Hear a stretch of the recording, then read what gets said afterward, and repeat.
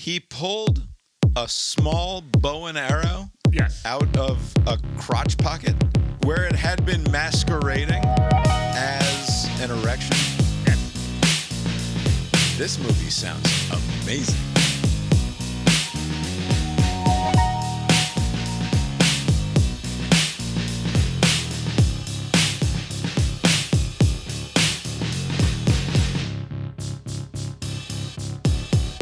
Here we are, Abe Cast Iron Brains, a podcast about news and politics and culture because sports suck ass and that other stuff is way more fun to talk about than sports. My name is Bob, sitting across the way from my good friend and co-host.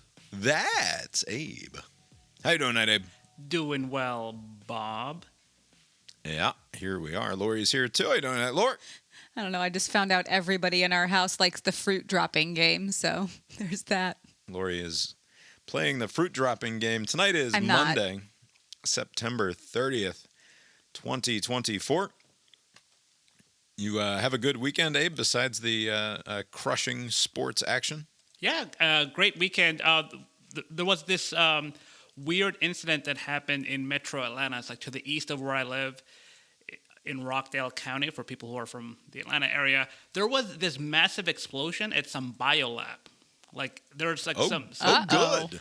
There's some video footage of it that's like around the internet, and it's like a massive fire, massive plume of smoke. Just it looks like the Middle East almost. Like there was some big event that happened there, and no one knows what happened. They're like, hey, just steer clear of that someone area. knows. And like today, so this happened over the weekend. So on Monday, people who have the feature on, where you get those emergency, like, zombies are attacking, figure it out, Right. like those messages. So we got one of those, but it was a weird public safety alert.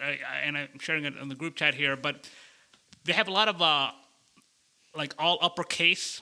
Like, I don't know who designed this, but it's a very like, what message are you trying to get to? And it ends with like, chemical levels are unlikely to cause harm to most people, which is not a very reassuring thing, because a lot of people over the weekend were like, hey, what the fuck is in that lab? Should we be worried? Because in the neighboring towns, the smoke just kind of filtered about. And so they're Right. like, initially... I'm going to read this to dramatic effect in the fashion. You'll know when I get to the all caps. All right? Let's put it that way.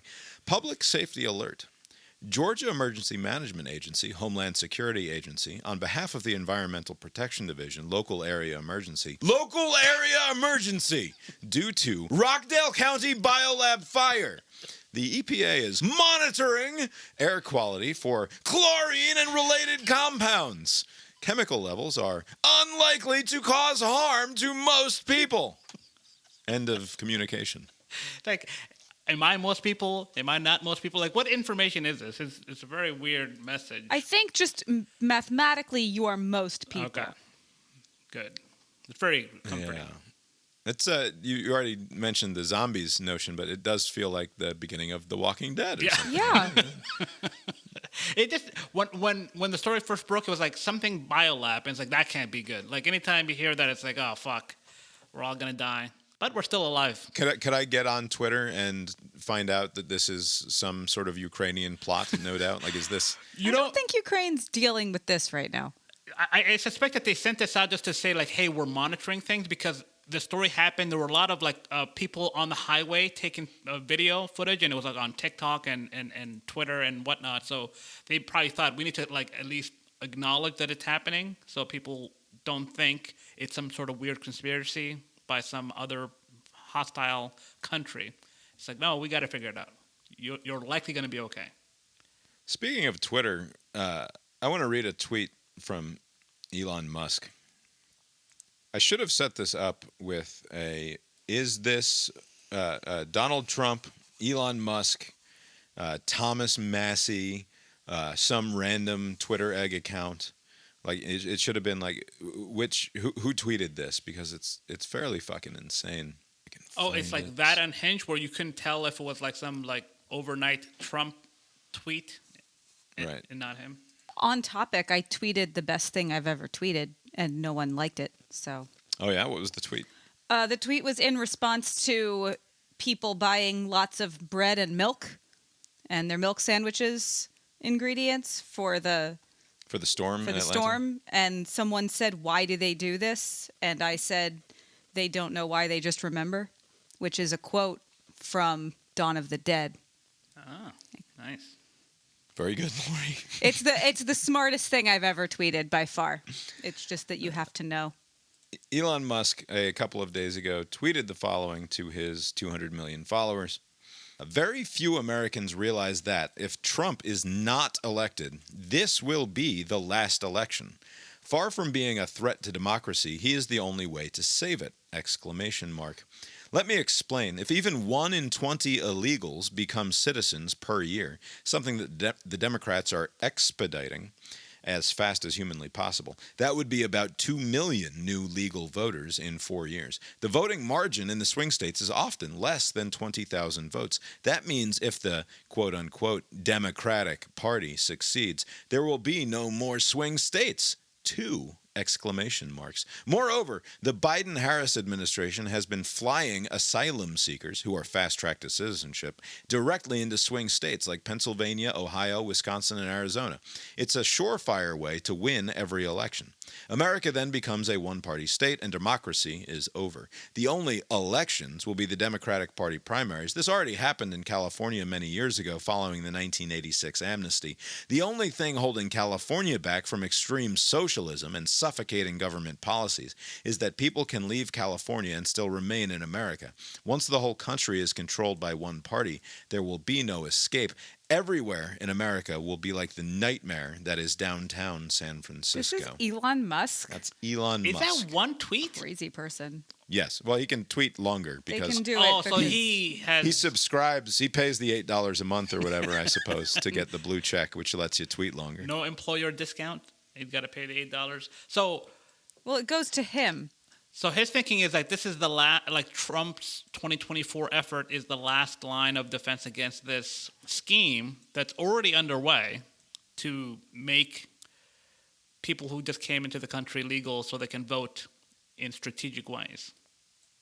Vote only one way, right? Right. The only possible way for someone who's been naturalized and given the right. Even though it's not like an enforceable deal, right? It's not like, hey, remember I got you into this country and you're going to go into that booth and then you're going to vote in secret, but you have to do exactly what I tell you to. And this like imagined scenario that he made up. It's bizarre that from the dumbest fever swamps of the right-wing online ecosystem that like one of the most famous people on the planet is now helping to promote this line of thinking. It's a very weird world that we live in, where he bought this app at a huge markup, and it's probably worth a quarter at best what it was when he paid for it, and it doesn't fucking matter because obviously it's only going to impact his investors. And in theory, his bottom line at some point, but he's not got in any real world way. Yeah, he has so much money, it doesn't really matter. He can do whatever he wants as far as the money goes. But the other issue is, with Musk taking this new, like, very partisan approach, like, he doesn't have the reach, right? So, like, the people who are circulating and reading this, like, extremely long tweet are basically people who already think like he does, right? So, like, who's the intended audience for this message? Is it just to kind of create a Them still. pretext to say like the outcome, like if it does break towards Harris, he's gonna say, oh, I guess they got a jump start on the cheating. Like, is that the idea here? Like, who's the audience for this message? I don't know. I don't know how someone who is considered to be like, people think he's really bright. Like, people think he's one of the smartest people in the world. And I guess in some ways he is that. But very much sounds like your average fucking dumbass when Right. it comes to the politics stuff. And it's just fucking weird to me that this is the path that he's gone down. And he's sort of not alone. Social media as a whole, it has a lot of problems, and all the doom scrolling and just like all the screen time. And that's from people who are just using the internet, like they're scrolling. They're not active participants because they don't have the audience. And so like there are already problems with that dynamic. But if it's if you're Elon Musk and you have like I don't know how many million of people follow his account, how intoxicating it is for him to just post, and you get to the point to where you just 200 million people, 199 million followers on the Twitter app. right. It's not even so much who is the audience for it as it is like where does he go from here? Like how do you come back from this? I mean, again, he's posting like a truly deranged weirdo. Like where do you go from the Democrats are naturalizing, like the Democrats are going to end democracy in America by bringing in a bunch of foreigners who will only vote for the Democratic Party, and therefore the country is over. Right. Like, what happens in 8 years when you open up the windows and everything is fucking fine and normal, and what you've said has not come to pass. And it's like he's burning. It's bizarre to me because you're burning your social capital entirely with like 60% of the normal country, right? Like who's going to take you seriously moving forward? And I have to imagine this is harmful to his brand as a brilliant fucking innovator. Like the people at SpaceX and Tesla can't be too happy that their CEO is going out and spreading all of this nonsense online. It's got to be an embarrassment for those companies. He hasn't been too involved in that. Like he hasn't like his weird like partisan behavior online hasn't really impacted like the companies yet, have they? I mean, there was that, they moved from like a plant in California to Texas, but besides that, I don't think it has had much of an impact to him. And also, to your point as far as like what's the next step and what's it going to look like 4 years down the road or 8 years down the road where the things that he said did not happen. So many people have gotten away with just saying things like where it's like almost a cost-free bullshit, right? So like this will be forgotten, right, in a couple of years. Like he'll just say whatever, and then none of the stuff that he says will happen because it's not going to happen, and they'll just move on to something else. Just like the attention span is so limited that you can just say whatever, and the time will move on, and people will just forget and move on to some other issue. And so he'll get away with it. Like I don't think there's going to be any sort of cost that he'll bear for his tweets. People have already kind of tuned him out as it is when it comes to this. I guess. I mean, normal people have tuned him out. It is worth, I think, worrying about the fact that there is such a thriving, granted, limited ecosystem for this sort of stuff. But like in its own little fever swamp, it's very much what's happening, right? Like it's the entire conversation in large portions of the online right, and it's crazy. Oh, you never talked about the Trumpers at baseball, soccer. I mean, just that they exist? What do you mean? What is there to talk about? Well, they're all... what they were the guy was the dead bodies that they're finding. Oh, yeah. I was... What? So you don't see a lot of Trump gear in the wild here in Charlottesville, obviously. We're a fairly deep blue dot in a larger red part of the country, but that's just how it goes in this state. You've got the Northern Virginia suburbs are extremely blue. The college town here in Charlottesville is extremely blue, and then most of the surrounds are going to be fairly red. Don't see a lot of Trump gear here in the city. At Calvin's soccer game last week, I saw a couple of Trump hats, including one on a couple of grandmoms who were watching their grandchildren play soccer. And I happened to overhear the conversation between these four grandparents, a pair of grandparent-aged people there having conversations. And it was, have you heard about the people whose bodies are unclaimed, being sent to research facilities? Families looking for people, but bodies being shipped all over for research and parts.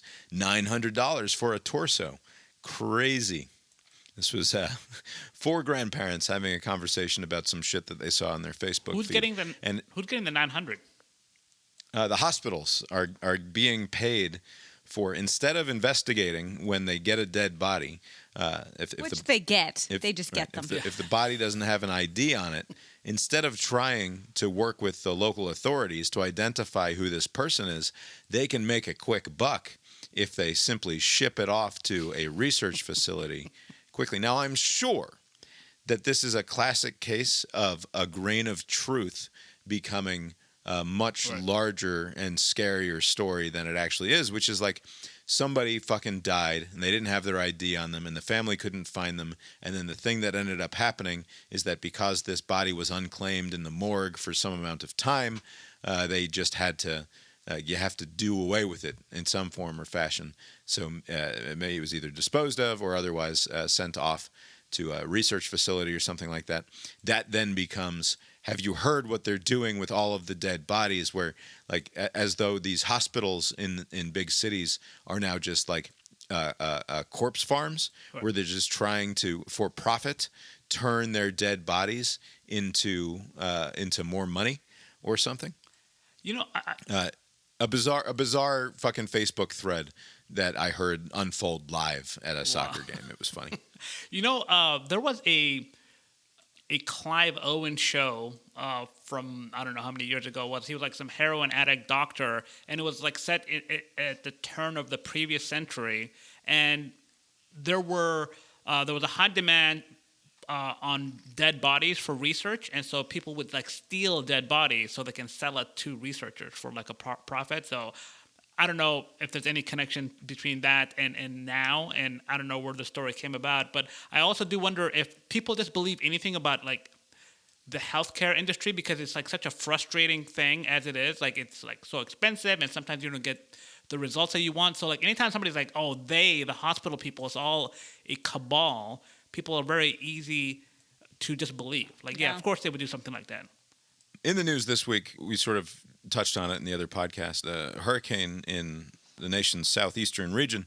This is a headline from the Associated Press. Here's how Helene and other storms dumped a whopping, and here's the number, 40 trillion gallons of rain on the South.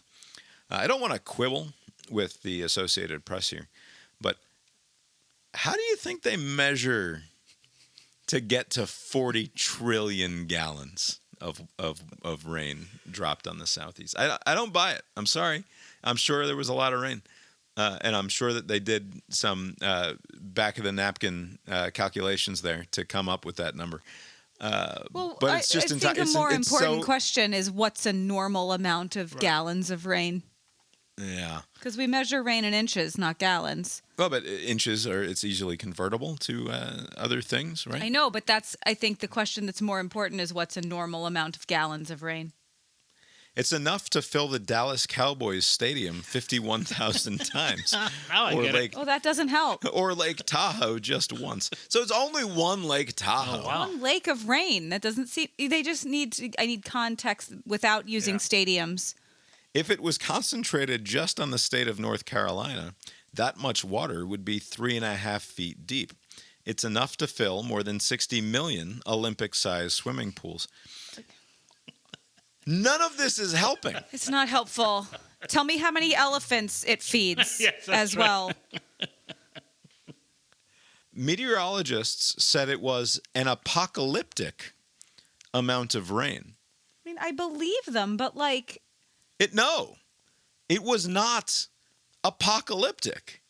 A couple of hundred people, roughly, seem to have died in North Carolina. That's very lot. bad. It's a lot, right? For And I'm America. sure it was a nightmare for those people and everyone who survived. It's going to be a nightmare. It was not apocalyptic. Right. it's the end of their world. Do you know what an apocalypse is?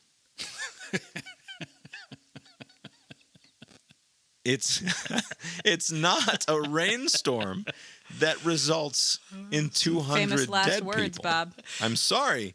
Like, I'm not trying to downplay the severity of the storm and the harm that was done. Like the money is going, it's out of control how much money this is going to cost to rebuild. And the pain and suffering of all of those individuals, I do not mean to diminish in any way. But what it's not is anything like an apocalypse, which is a thing that we know, right? And this is, I know it's silly of me to complain about like climate change coverage and that sort of thing, but when you talk about things in literally apocalyptic terms, and the thing is not nearly that bad, you've lost your ability to meaningfully convey the severity of the situation. Because now what happens during the next hurricane or during the next storm? The behavior of this hurricane, I don't know if this has happened before. I'm sure it has, but like the way it hit Florida and then it did most of the damage in the western part of North Carolina. It's like, and had it just gone straight to Atlanta, we would have gotten the brunt of what Asheville and Bryson City and other places in that area received. Like, it would have been a disaster if it came our way. And I wonder if like is this like a like hurricanes on steroids, or is it just like a weird hurricane pattern and it just happened to hit North Carolina? Is this like going to be like a more common occurrence to where like it's a double whammy where you get hit wherever it lands at the beginning, and then somewhere inland like in Missouri or West Virginia is going to get a fuck ton of rain, like apocalyptic amount of rain, and a bunch of people die, right? Like, I mean, is it going to be the new normal? Certainly according to the experts, they would say that this is the new normal because of climate change. Don't worry, this AP story is not yet done giving context for just how much water this was. Clark did the calculations independently and said that the 40 trillion gallon figure, 151 trillion liters, if that was the back of the napkin math you were trying to figure out, was how many liters is it to give yourself a more clear picture, is about right. And if anything, conservative. Mao said maybe 1 to 2 trillion more gallons of rain had fallen, much of it in Virginia, since his calculations. This is Ryan Mao, who's actually a good follow on Twitter. I follow him on Twitter. He tweets about this sort of stuff and also does a good job of calling out the apocalyptic nonsense about climate change done by much of the mainstream media. But going on here, Clark, who spends much of his work on issues of shrinking Western water supplies, said to put the amount of rain in perspective, it's more than twice the combined amount of water stored by 2 key Colorado River Basin reservoirs. No, again, not helpful. Lake Powell and Lake Mead. They keep going back to this well of like, it's like this thing that's not very helpful. It's so much water. It's more than twice the combined amount of the water in Lake Powell and Lake Mead. So we have that. We have, what was it? Was it 60 million Olympic-sized swimming pools? It was filled Dallas Cowboys Stadium 51,000 times because Jerry Jones down there built himself a pissant little stadium. How many villages only could 51,000? survive on this water for how long? I mean, all of humanity, I'm going to assume, could survive on 40 trillion gallons of water Well, we should for just send a very it there. long time. Are you sure? I drink a lot of water. 40 trillion gallons is an goes inexplicably large number. There's so much water on the planet. Think about this. That's all of that, 40 trillion gallons, and it's still only twice what's in Lake Mead and Lake whatever the fuck also. Lake Powell and Lake Mead. Do you know what that means for how much water is on the whole fucking planet? It's so much. I'm sorry I don't have any ready-to-hand conversions. Mostly water. Yeah. But it's a Bad lot. show prep. To say nothing of how much water is just out there in the universe, potentially in frozen fashion. Who the fuck knows? Anyway, obviously, don't want to downplay the severity of the storm there, and it was a real bummer. I just can't handle the apocalyptic nonsense. It's everything is fine, actually. Well, Remember not that for everyone, though. wasn't there that tsunami back in like 2004 where like 250,000 people died? Would that be apocalyptic? I think if we still have the world afterwards, it doesn't Don't count. make me do Indonesian death math here, Abe. That's the old show. That was 2010. That's the old It was Japan. CIB. That Christmas tsunami is a real bummer. That was one that stuck with me for a long time. When I first read that news story about like 200,000 people, like 225,000 people just died because of one thing. Right. Like, that's such a serious thing to try to come to terms with that it feels fucking biblical, right? And it feels like apocalyptic language is even. almost warranted. But still, Almost. Boy, we're what talking a high about standard. 250,000 people relative to the population of Earth. It's wild awful. Like, I'm sorry. I want to hang on to something, which is that an apocalypse fucking means something.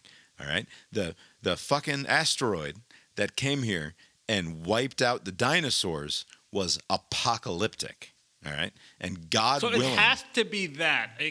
So like, the HBO show Leftovers, where like 2% of the population just fucked off, disappeared. Would that wouldn't even register in your little no, system. 2%. Are you kidding me? It's just the rapture, though. It's a rounding error, Abe. When you are 98% confident in something, what do you do? Round up to 100. There is no such thing as 98%. It's either 0 or 100. All right. Trump naturally started talking about how Governor Brian Kemp couldn't get Joe Biden on the phone, even though Biden had talked to Kemp the day before. Yeah.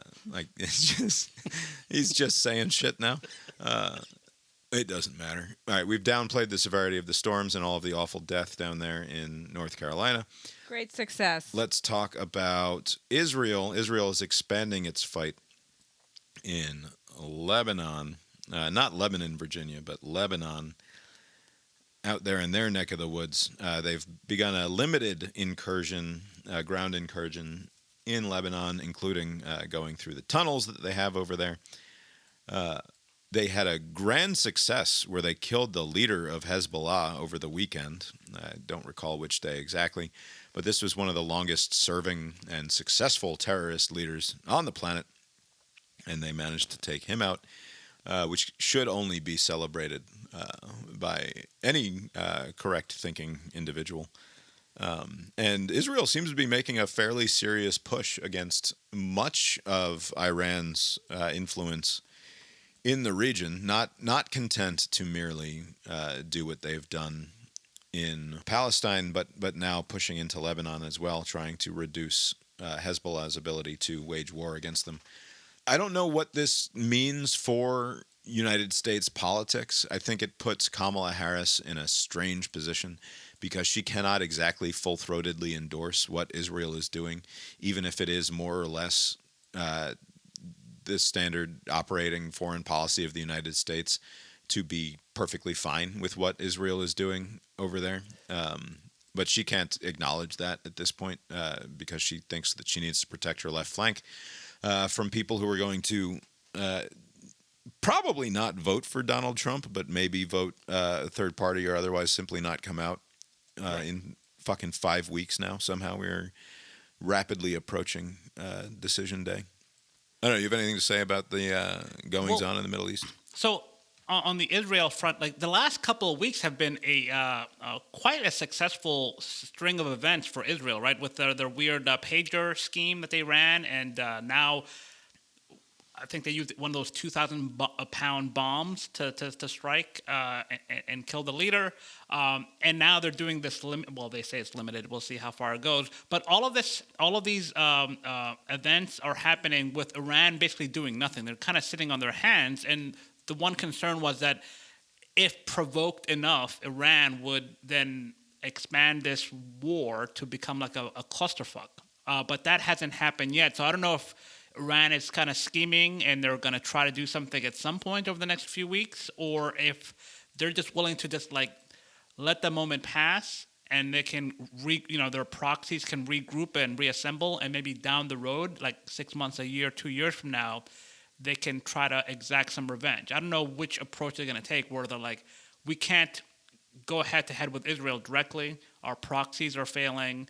Let's just, lick our wounds and try again later. Netanyahu suggested that and maybe he's just being provocative and a troll, but suggested that the Iranian regime could fall at any time, right? That it could happen much sooner than you're expecting it to. And I suppose that's true enough. One wonders what the dying gasp of the Iranian revolution would look like, given that they are presumably in possession of materials to at least produce dirty bombs of the nuclear fashion, if not necessarily full-on atomic warheads. Who knows how advanced they are in that regard, but presumably they could do a lot of damage on their way out if they believed that the end was nigh. I wonder if that's anything to worry about. Right. I mean, if they are in such a bad way, then it would make sense for them to just kind of like not engage directly at the moment, because like Israel wouldn't attack Iran directly unless they were provoked, right? So maybe they'll just eat their losses for now, or there's some catastrophic thing is waiting to happen, and who knows how this ends. But it's interesting to see how this is developing toward, like, after like a year of just like questionable, like, just like, what's the idea with this Gaza invasion? A lot of people are dying, but you're not achieving much. In the last month, the last few weeks, it's been like very, very successful. On the domestic front, like, it seems like Harris, all she can do basically is just reiterate the position she's had, where like ceasefire, two-state solution, and then basically throw Biden under the bus. Like, we have one president at a time. I'm applying for the job, but I'm not the president. It's not my decision to make. She probably won't go that far to say that, but like that's like the attitude. I can't, I'm not the guy in charge yet, so I don't think she's gonna go beyond that at this point. Yeah. Also, I don't think that any Middle East foreign policy stuff matters to the race in America whatsoever. That's true. Speaking of, the Real Clear Politics average right now has got Harris at 49.1 to Trump's 47.1, so that's a 2-point advantage for Harris. It remains the case that most likely outcome is that Harris wins the popular vote by some number of millions of votes when all of the votes are tallied, and it remains a toss-up for the Electoral College, and who the fuck knows? It remains a total mystery to me that Donald Trump is polling as well as he is, but it just speaks to the exact situation that we've been in since 2015, 2016, I suppose. You know that there aren't a lot of political events between now and Election Day.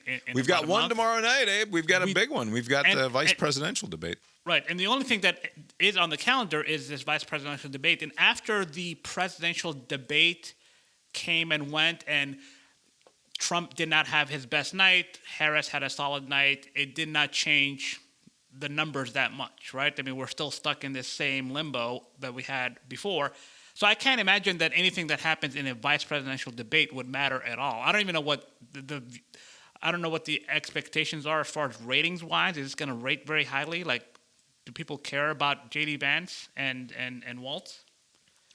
I mean, I don't think it's going to poll 60 or 70 million people the way that the last one did, but I'm sure that it'll do numbers. Like, people will watch. I'm going to watch, certainly. I mean, I'm going to, yeah. But you watch everything. Yeah. So I wonder if the general population is even aware that there is a... They are, because of the ads. The Kamala people will watch because they like to laugh at J.D. Vance. I want to play a political ad that we have seen a lot of over the course of the last couple of weeks. Kamala supports taxpayer-funded sex changes for prisoners. Surgery.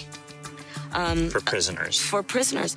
Every transgender inmate in the prison system would have access. It's hard to believe, but it's true. Even the liberal media was shocked Kamala supports taxpayer-funded sex changes for prisoners and illegal aliens. Every transgender inmate would have access. Kamala's for they, them. President Trump is for you. I'm Donald J. Trump, and I approve this message. All right. A couple of things. One, Kamala's for they, them. Donald Trump is for you is a sublime piece of political messaging propaganda. It's perfect. It brings me no pleasure to acknowledge that fact. But Kamala's for they, them, Donald Trump is for you, is perfectly of the moment. It is perfectly aimed at normies. Like it at first it feels aimed at a bad slice of the American public, right? Because, like, why are we doing this? But in reality, he's speaking to a broad swath of the American public there. Right. And it brings me no pleasure to acknowledge it, but it must be said. To me, it's as strong an ad that I've seen Donald Trump run at any point since 2015.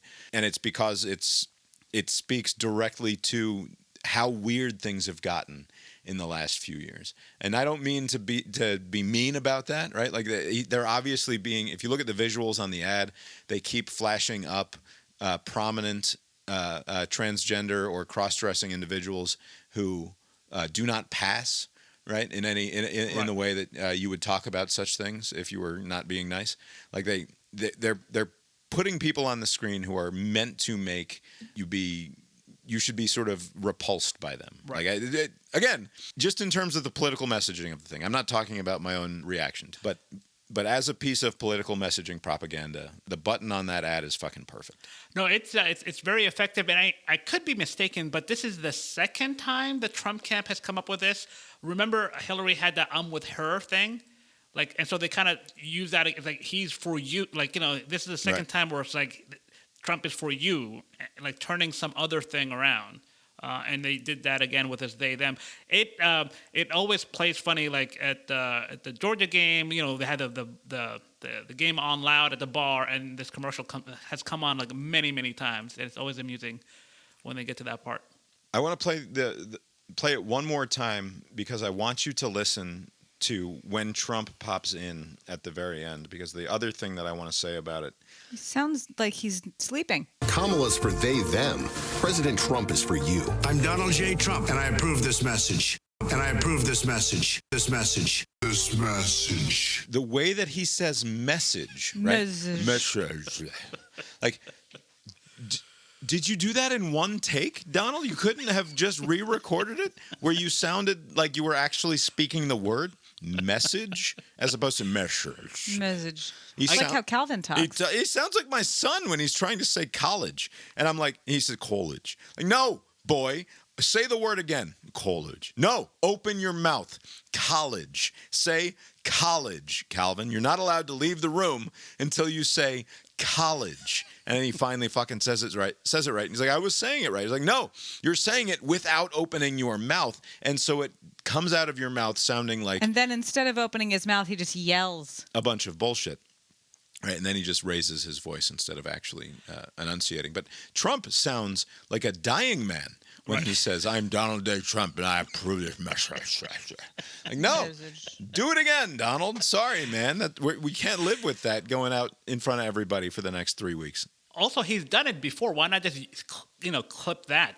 Just use an old version where he says that.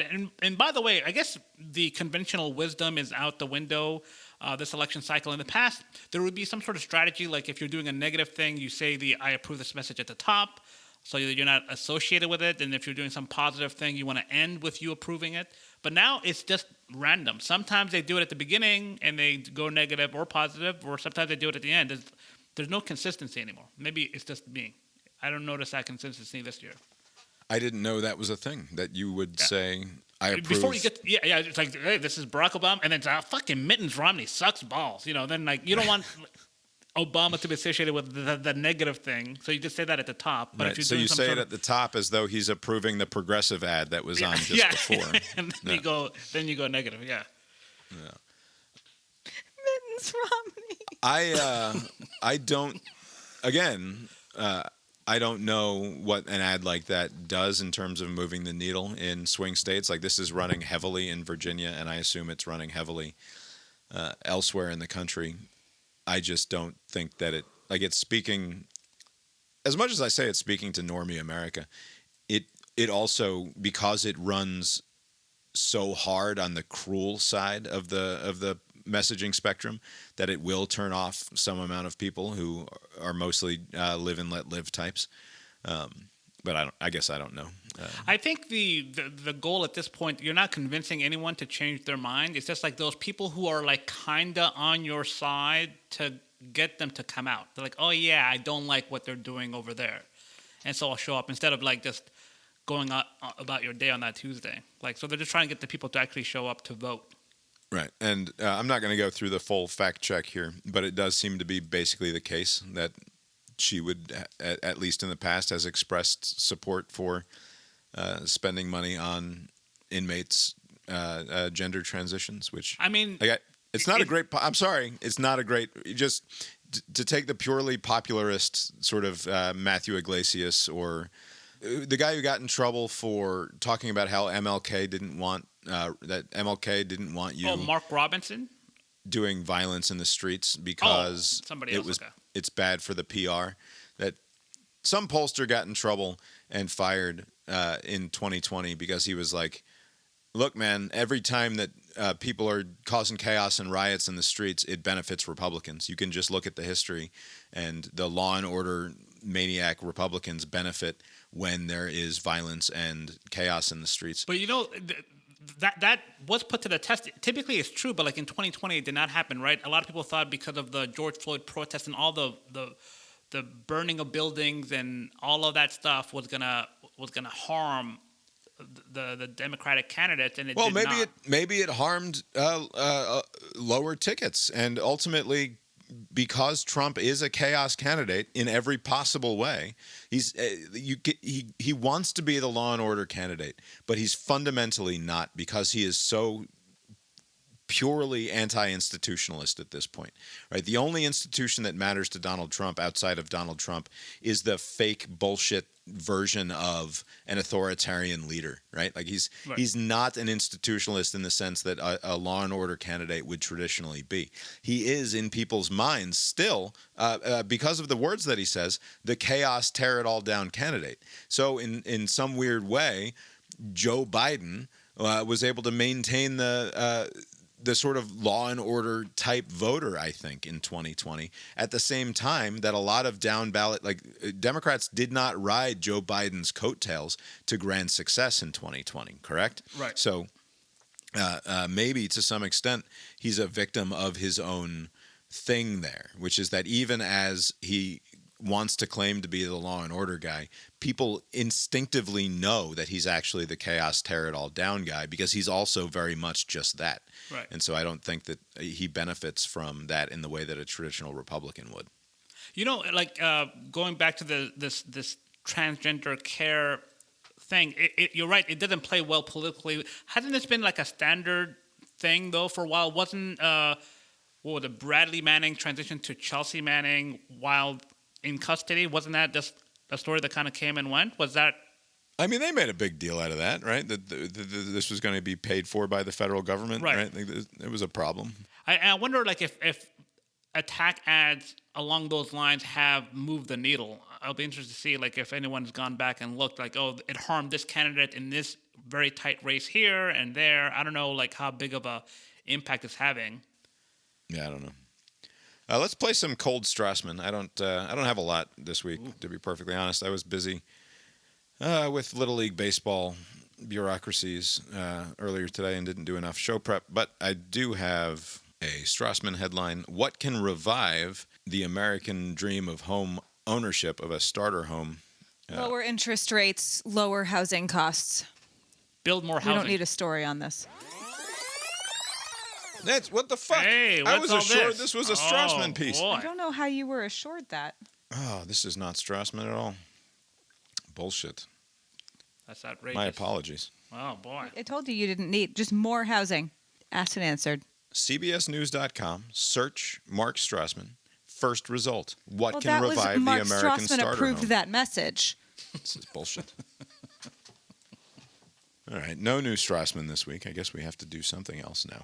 Oh, Abe, you sent an interesting article along that I did not respond to. My apologies. But the question was from the New York Times opinion section: Are we thinking about obesity all wrong?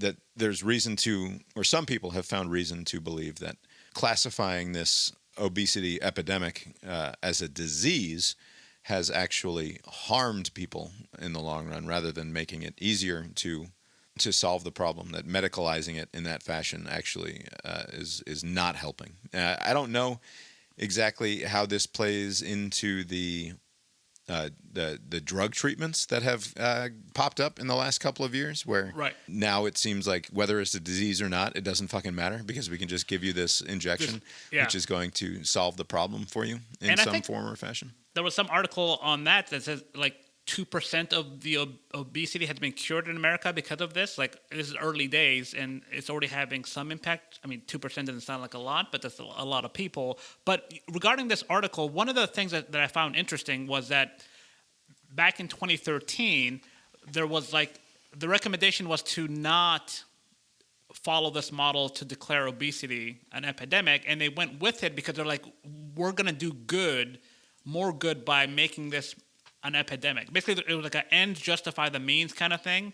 And it kind of goes to this larger point of like credibility. Like, you're losing credibility trying to achieve something by like almost like deceiving people, and we kind of had that with the pandemic, where like they're like, let's just tell people whatever, just so they can. We want a certain outcome to happen, but then you're not taking into account, like, if you keep saying things that are not exactly true because you're trying to achieve some outcome, you're going to erode whatever confidence people have in you. And so, like, is it worth that trade-off? Like, they're not even considering that there is a trade-off, to where you're just saying, like, we want a certain outcome. Right, like you're talking about the white lies that we're told about, like this Right. the science behind the 6 feet of social distance, which was fundamentally just made up in an email chain, right?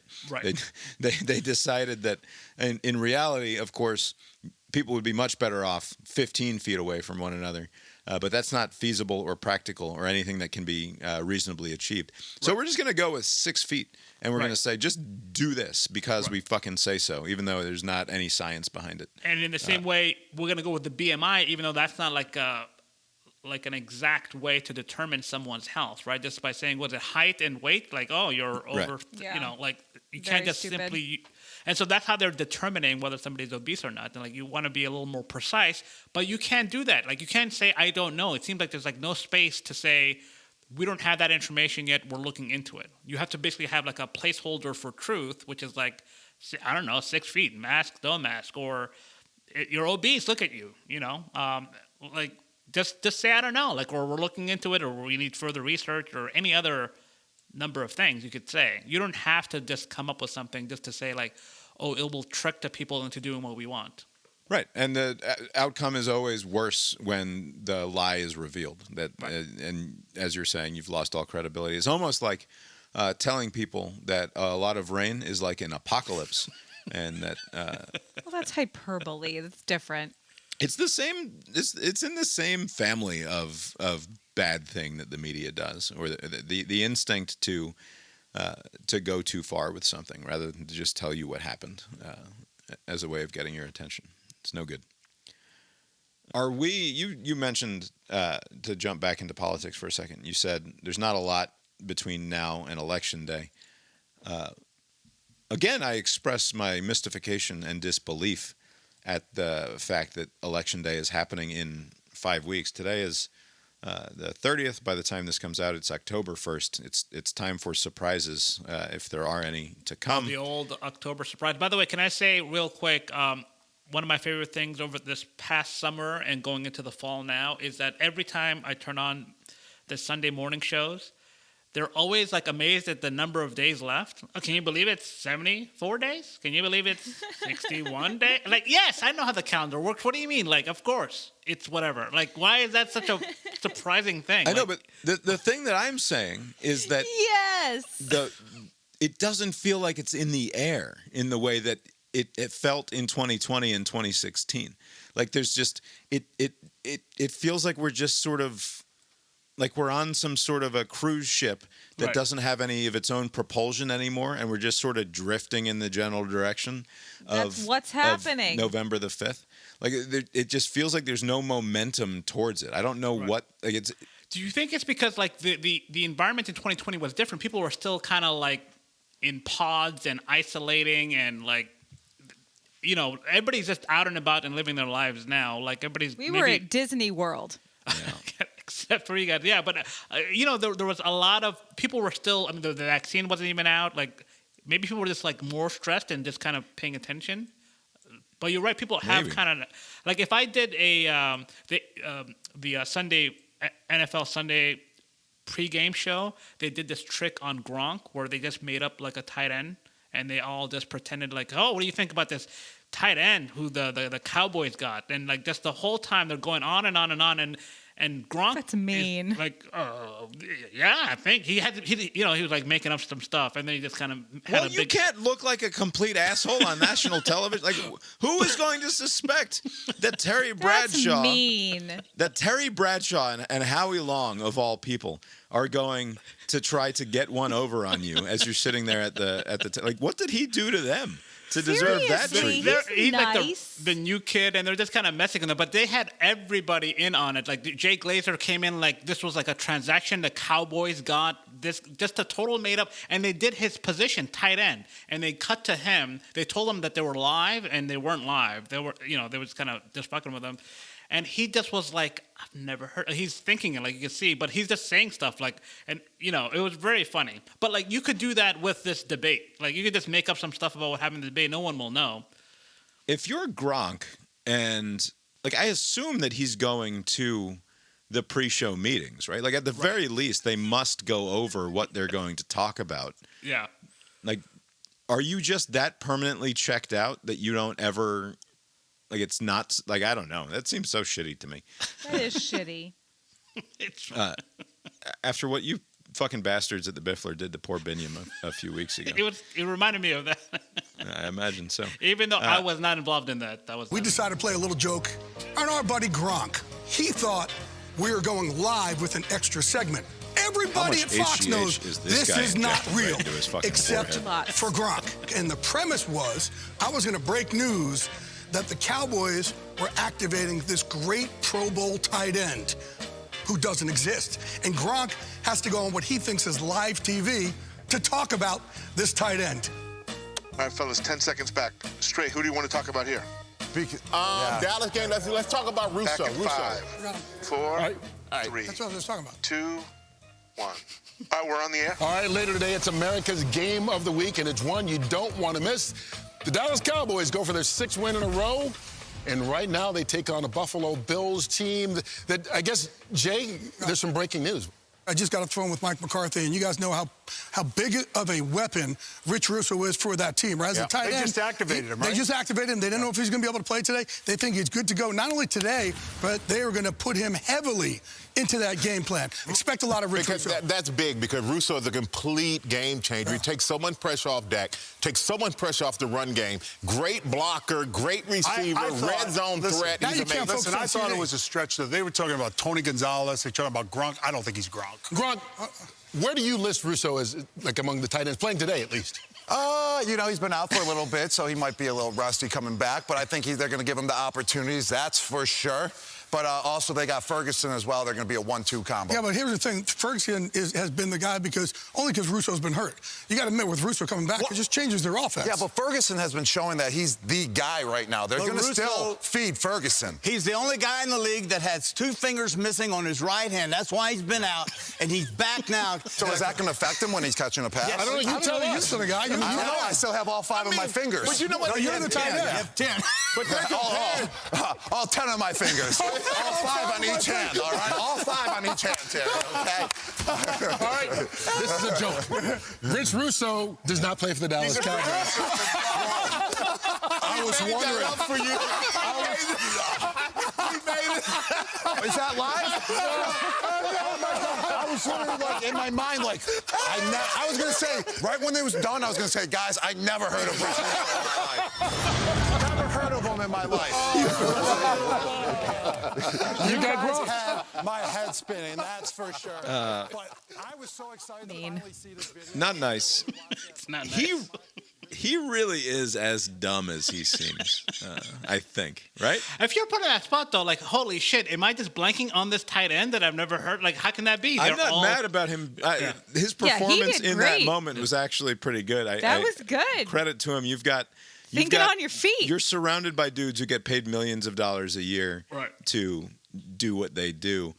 It should not enter your brain that they're just making shit up and that you should call them out for it. Gronk knows his limitations. Right. He probably recognizes, well, if Terry and Howie and Strahan and Glazer are all on board with the Rich Russo guy, I must be the dummy. Yeah. I right? got a graphic Like, of him. Like, oh, shit, he must exist. Right. So to his credit, knows his limitations, knows not to call out everybody else in the room, but also might actually just be that dumb. Like, and part of it is his voice. Like, there's no getting around the fact that, like, when you listen to Tim Tebow talk, you're like, oh man, he is not even close to as bad as Tim Tebow. That's a real dummy. When I hear Gronk talk, it's like, oh, that's an authentic dummy. Don't. He's not just pretending on those USAA commercials. He's that dumb. I would like to play, and I'll do my push-ups afterwards. I'm going to play a commercial that's been airing here during football season. It's Gronk doing one of his USAA insurance commercials. This one features Sam Elliott, and we will discuss it afterwards. Military veteran and USAA member Sam Elliott. I'm Gronk, your new roommate. Roommate? Mm-hmm. Wow. I've been trying to join USAA for years. Gronk, you know it's for the military community and their families. I know I can't join, but I could live in your house and ride in your truck, both USAA insured. Roomie. Roomie. What the fuck is this ad? And what is this whole thing? So it's obviously weird that Gronk has a fanboy relationship with an insurance company that won't have him. Right. Right? Like that's the premise here. But at the same time, like a lot of good jokes, it's getting better the longer it goes on. I disagree. This is the weirdest and worst one yet. Why is he infantilized in this fashion? Like he's obviously a dummy and he's playing a dummy. But look at his face at the end of this commercial. Yeah, they're making him like a little kid. Like, what the fuck is that?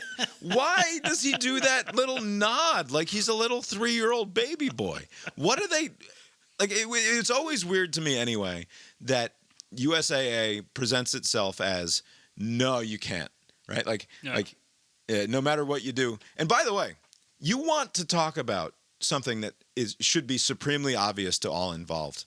It is not too late for Gronk to get a senator to write him an exemption and for him to enroll in one of our nation's armed forces. We are not forwardly deployed very much across the globe, certainly not in any true active war theaters, right? Like, it's not a dangerous thing. Yeah, it's a good time to get in. We just got out of wars that did not go very well. There's no appetite to start a new war anywhere. So how has USAA not convinced Gronk to sign up and join the military so that they can put a bow on this advertising campaign at some point in the future?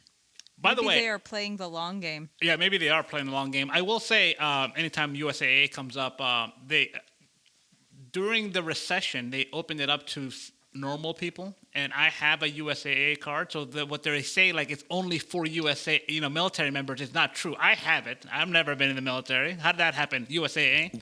What insurance product do you own from USAA? I used to have car insurance and a debit card. I just kept a debit and credit card now. I now have Progressive. But yeah, I had it for a while. Could you parlay that debit card into insurance coverage or no? So not anymore. Basically, once you're out. So if I close my bank account, I can't go back in. Basically, it was just open when they were desperate. Until the next recession. Yeah. So Gronk, as soon as the economy goes to shit, you'll be right in there. You don't have to serve. Just wait a while. Yeah, it's a weird advertising campaign anyway, but the Sam Elliott commercials are further weirding me out, and I don't know. I mean, I guess it relies on being charmed by a grown adult man coming off as an idiot baby, and I'm not susceptible to that sort of charm, I suppose. But it's weird, and they should stop. All right, let's roll the dice and find out if the culture is, in fact, progressing negatively, as it seems to be. We are heading to year number 12 in our game and spot number 49 on the Billboard Hot 100 charts. The dice, the 100-sided die is loaded towards the middle lately, it seems. Lots of the middle of the chart nonsense lately. But year 12 of our game should be 1994. Is that right? Yep. But first, we must head to the Billboard Hot 100 for this week. Tremendous job by me on the edit for last week's episode, by the way. If you haven't listened to it yet, enjoy. But the musical Billboard Hot 100 game section was spectacularly put together by yours truly. And you're welcome, is all I have to say about that. Can't wait to listen to that in mid-October. Yeah. All right. A bar song, Shabuzi, still in there at number 1. Holding Strong. Might be the only good song in the culture is the problem, and that's why it's up there. Number 49 is by an old favorite of the Billboard Hot 100 game. We've had Charlie XCX before, haven't we? The song is 360. Is it a Google commercial? Yeah, what's happening?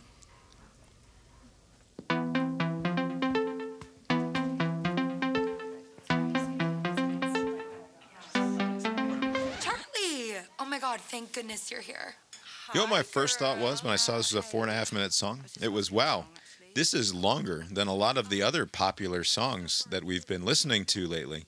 But it turns out there's a 90-second or 100-second sketch before they play the fucking song in this video. I believe we've established the degradation of the culture already. I know one of these people. Who are the other people? Before the song starts.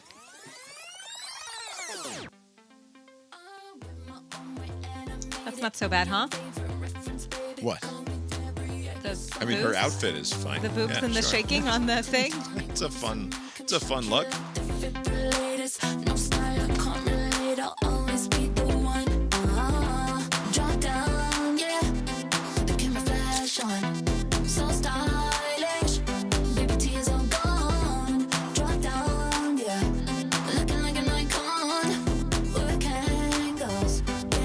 Yeah, 360. I am so bored. Yeah. I mean, the only thing that the song has going for it is the provocative visuals. And they're mostly just provocative for the sake of being provocative. I think we're good here. There's no way to ask this without sounding old, but is this artist the Brat person, or is that some other artist? I think that's I have right. no idea. I think that the Brat thing is a Charlie XCX thing. I think I've mentioned that the last time we stumbled across What Charlie year are we XCX. going to? 1994. Oh, fantastic. That should win easily, right? I don't know about easily because it's just before things got good, but The problem is that you can run into a lot of, as we've established many times, a lot of bad R&B. 1994 is going to be like peak. Michael Bolton Lots stuff. of bad R&B and a lot of like that first wave of new country is happening. And adult contemporary. At about this time, yeah. So it could be kind of ugly. But that's the thing, is most of the time even that is better than this. Yeah, like how bad does it have to be to like be worse than We'll this? find out. Can't wait. All right. Today being the 30th of September, we will head back to the week of September 25th through the 1st of October I don't know. of 1994. I feel like we should be the 1st of October week. No, the rules of the game state we must be in the same. Okay. But I feel like that is whatever. I'll Make Love to You by Boyz II Okay. Men was number 1 that week. That's a song I don't want to listen to with anyone. Oh my God, it's so good. Yeah, but I don't want to listen to it with anyone. Okay, fair.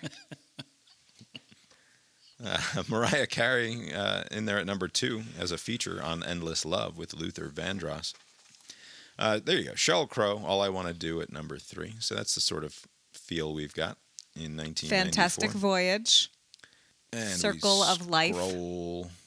Number 49 is called Always by a band called Erasure. I remember the name of the band. Does nothing for me. The Sign is number 47. Just missed The Sign at number 47. This Always track peaked at number 20, so it's got to be a known song. Fade Into You by Mazzy Star at number 53. Some good songs back then. Is this like club stuff? What are we going to get here? I don't know, but it looks interesting. The last one looked interesting. At least her nipples did. Open your eyes. Yeah, this is 80s holdover stuff. Club stuff. Your eyes are open. Oh, it's going to have to have a good hook here in the chorus. If it's going to do anything. For me, come into the open. Yeah, I just thought this was an 80s song. It's a fucking weird song. This is I know, from I know it 1994. though. It does feel like an 80s song. Hold on to the nights that will be your share. I have no memory of this song whatsoever. I do. This is a song we would hear a lot at Republics. What is this, like a mating ritual? What Bullshit is new it? wave. I hate it. It does sort of feel like it came on after The Cure on your Pandora obviously. station or something. Look at what their biggest song is. Timeless, and I'm still in awe since the 90s. The memories are so beautiful that it hurts. Yeah, I can see that. I will click on Erasure Info, which is the band's official YouTube channel, and find their most popular video. They're still active? Wow. Apparently still active. They're playing. A Little Respect is their most played video with 82 million views, 20 odd million more views than the song that we just listened to. Let's see what this one sounds like.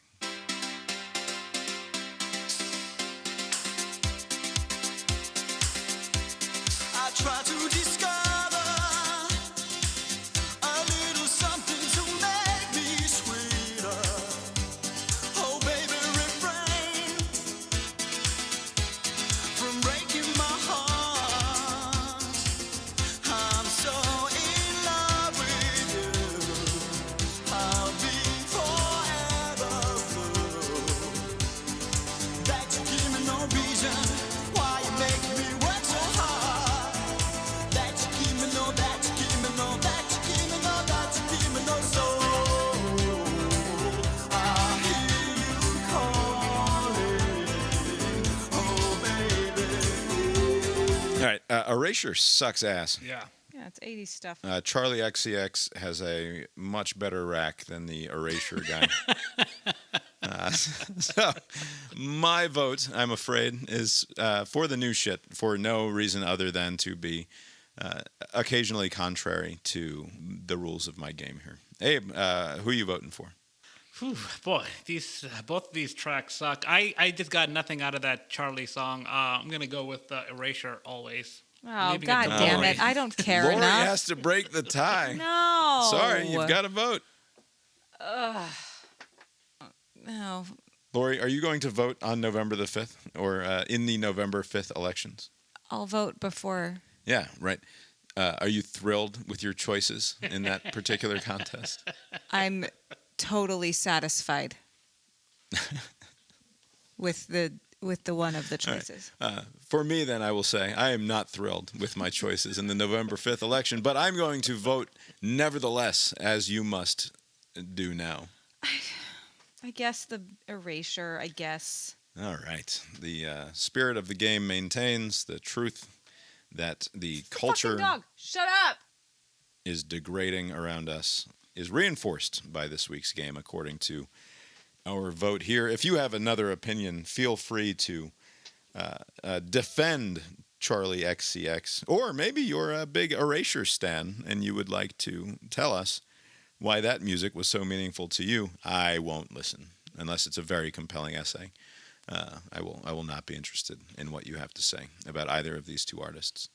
And actually, that's a weird lie, because I would like nothing more than to hear someone passionately defend either this Charlie XCX song or that Erasure song. And I think that makes me a real weirdo, that I would be thrilled to listen to any person that I know talk at length about that particular song. It would be cool. So give it a shot if you care. You've been listening to Cast Iron Brains, a podcast with Bob and Abe. Find the show on Substack, brainiron.substack.com, for more from us. We talk about sports. We do other stuff too, in theory, and eventually, as soon as I get around to it. The opening and closing themes of the show were composed by Mark Gillig, tetramermusic.com, Tetramer music.com. For more from him, Mark is getting married even sooner than the election, which the election, as has been established, is happening very soon. And Mark is getting married even before then.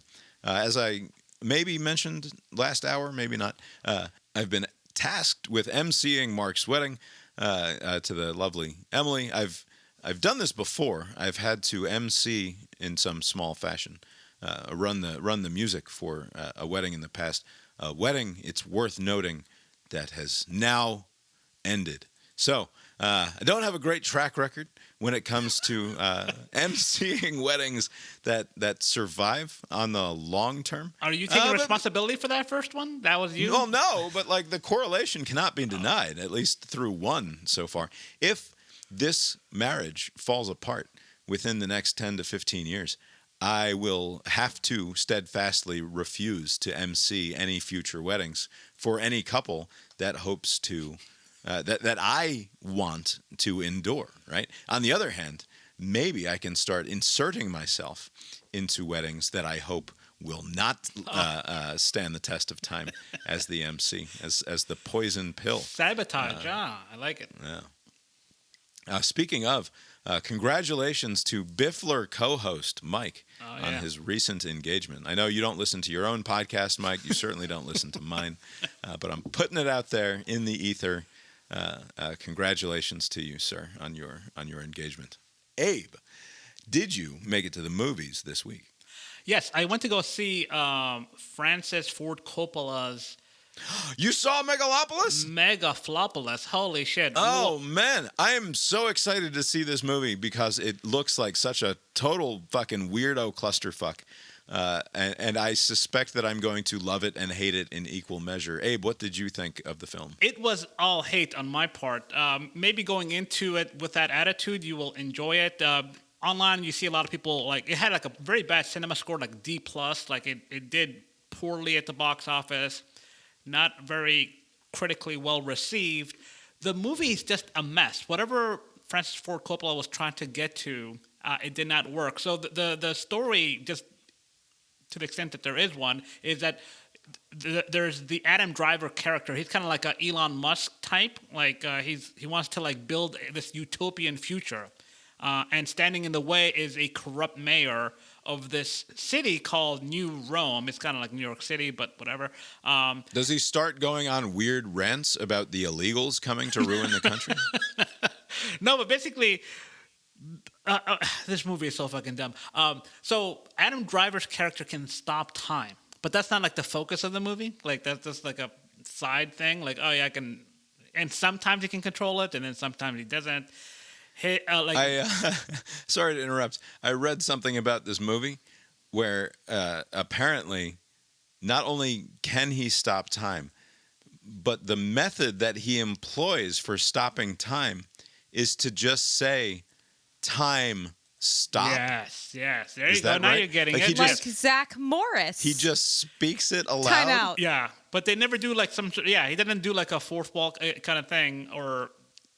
Yeah, it's a very weird movie. Like 10 minutes into this movie, I was like, oh my god, it's gonna be a rough 2 hours because like it's just a mess. And then like Shia LaBeouf shows up, and I'm like, oh, this movie is definitely garbage. I thought he was done. A lot of the people in this movie are just like weirdly cast. Aubrey Plaza's in this, kind of hamming it up. John Voight. This is the second time I'm seeing John Voight this year. Like he was in the Reagan movie, and now he's in this movie. I want to share this. It's got nothing to do with the overall plot. There's not much of a plot in this. It's just like a clusterfuck, this movie. But there's a scene with John Voight, and he pretended he has a hard-on, right? He's got some sort of thing with Aubrey Plaza's character. She's in it for the money. Looking at John Voight from afar, yeah, I suspect, just based on his body appearance, the apparent high blood pressure that he's walking around with a lot of the time, I suspect that for much of the last 30 years, John Voight has had to pretend that he has a hard-on. Right.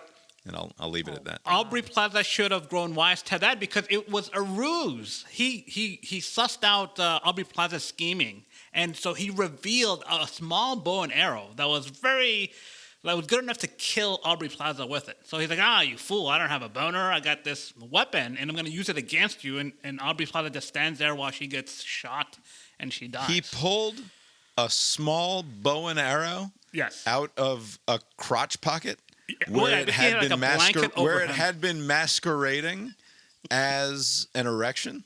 Yes. This movie sounds amazing. I don't know what you're talking about. It's remarkable that not one person walked out of the theater. I was expecting at some points when the second time Shia LaBeouf showed up, because he is going for it. Like this LaBeouf character, like he's the only one that's. We will endure one Shia LaBeouf. But once he has revealed himself to be fully Shia LaBeoufing, right, a second Shia LaBeouf appearance requires that you leave the theater. Right. And nobody did. Throughout the movie, I was thinking, like, is Adam Driver a good actor? Like, he's been in a couple of, like, not particularly good movies. And I'm like, well, it's not his fault. He's a tremendous actor. You know, I used to believe that. But then he was, like, in that movie where he was,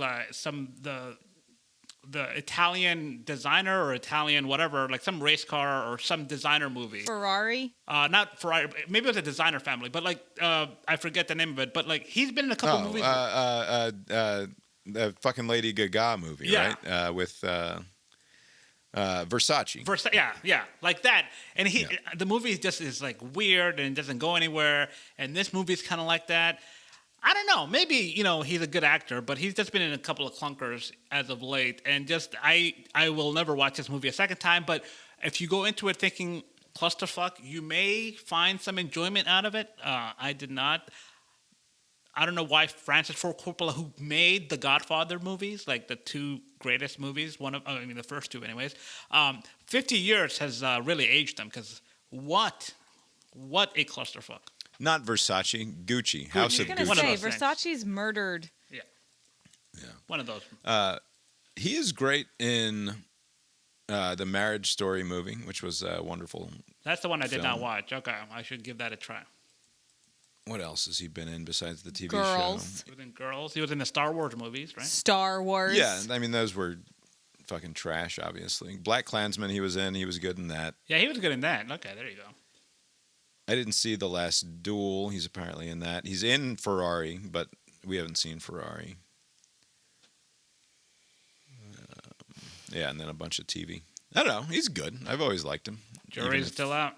They had playing the daughter of the corrupt mayor, the corrupt mayor Giancarlo Esposito from Breaking Bad, and Yeah.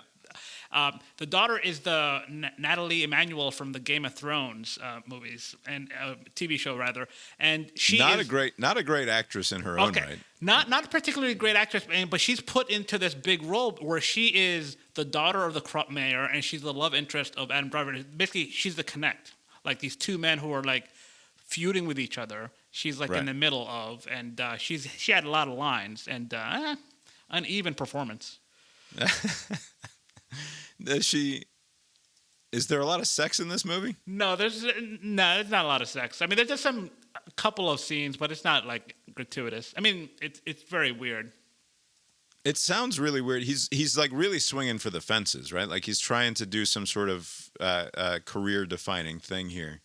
And like, he sold off like his fucking vineyard, right? Like he sold. Yeah, he I mean, put $200 million or something into this fucking movie. And this movie made like a few million opening weekend. It's not going to go far beyond this. Like he's not making that money back. Just a clusterfuck. I have a deep and abiding respect for someone like Coppola, who at the end of his life, presumably, like certainly in the back fucking couple of holes of the 18 on the golf course, that you would dismantle this empire that you've built just to make one last tremendous artistic expression. Whether it ends up being good or not, who the fuck knows. But like he wanted to do the thing. He'd been trying to get this movie made for fucking forever, and he dismantles his legacy in order to make one last statement. I think it's fucking fantastic. I don't care if it's good or not.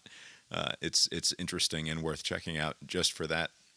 And Francis Ford Coppola is going to die. He'll be fucking gone. His winery will continue as some fucking brand if he allowed it to thrive in that fashion. Who fucking cares, right? Like, you want the Francis Ford Coppola wines to be your goddamn legacy if you're Francis Ford Coppola? No. You have the opportunity to sell off your stupid winemaking business and create one more piece of art. That movie, whether it's a piece of trash or not, is going to live, relatively speaking, in the culture forever. That's a commendable thing to do if you're Francis Ford Coppola. It was certainly a swing, and it was a big miss. And when he dies, the line in the obituary will be that he was the Godfather guy, not the piece of shit movie that he made when it was. He went on an all-time run of making American cinema. No, he was great. A good stretch run. It's a David Bowie-esque run of tremendous film after tremendous film. And I've not seen any of his other, like, outside of the big ones. Like, I haven't seen the Francis Ford Coppola filmography largely, so I don't know. But 1972, you've got The Godfather, and then in 74, Godfather Part 2, and then in 79, Apocalypse Now. And, like, if that was just it, if that was the end of the story, you've done it all. There's nothing more to do. Yeah, I mean, Plane Crash in 1980, he's, like, basically the same reputation. The ones that stand out as super fucking weird are that after he does Godfather Part 3, he then goes on a run of Bram Stoker's Dracula, then Jack, which is the Robin Williams as a half-wit movie, which, as I recall, is a very sweet movie, but like in Tropic Thunder understanding of things, you never go full retard, and I think Jack suffers from that a little bit. Also, considering it comes out just a couple of years after Forrest Gump, it's like, is this Robin Williams doing a retard because he thinks it's going to get him an Oscar? Like, it's icky when you do it the second time. Like, it's fine the first time, but like to try to follow that up, not great. And then The Rainmaker, which was like a John Grisham. Yeah, that's right. Adaptation. Which I remember. He made The Rainmaker? He made The Rainmaker with Matt Damon. Sorry. Wow. What was the dog on about? Just fucking lonely. Crying. All right. Did we also, watch? The door was unlocked, so maybe there's a murderer in our house. Maybe there's a murderer in our house, and all the dog did about it was bark a few times. And that would be. She barked constantly for 10 minutes. No, we didn't watch anything. We watched football. Just watched football. Is that right? Are we sure I didn't do anything else? No, Friday night we watched football. And Saturday we watched football. Yeah, football and the Braves. Short episode tonight. Not that short.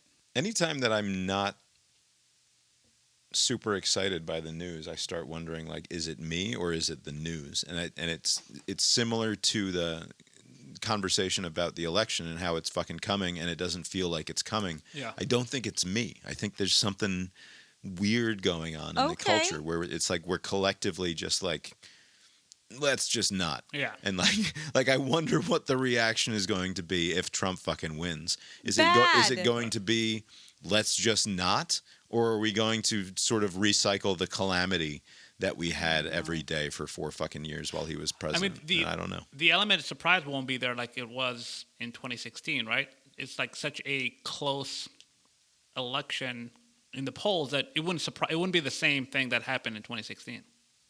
Yeah. Anyway, all right. Well, we didn't watch anything. It's just football. It's all watching for the content mill that is the Cast Iron Balls podcast, which, as a lovely listener of the show, Corey, says is fine. Yeah. Cast Iron Balls is fine. And so is this podcast. Yeah. Abe, have you got anything else for us tonight? Nope. Well, I guess that's all we've got for you tonight, then. We will talk to you next time. Later. There's a headline on Drudge at the top. It says, Pentagon prepares for drone-on-drone battles at military bases.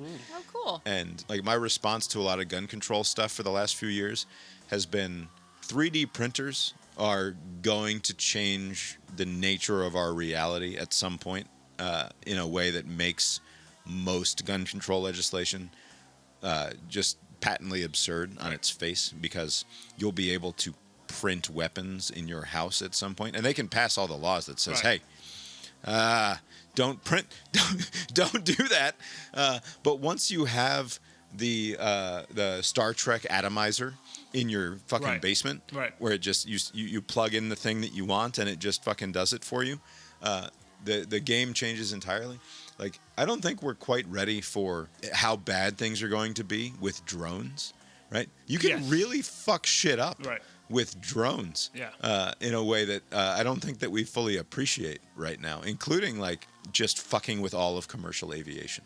Right? Like those when you watch those Koreans put on their fucking drone shows where they make them all dance. Oh, I watched a good one today. In different ways. That to me is just like, oh, so for like $5,000, you can get 100 of them up in the air around Hartsfield-Jackson International Airport and just ruin the week for everyone. Right. That's going to be a big problem, like drone pollution, because the price will come down. It won't be like prohibitively expensive in the future. And so like you have to do something around that.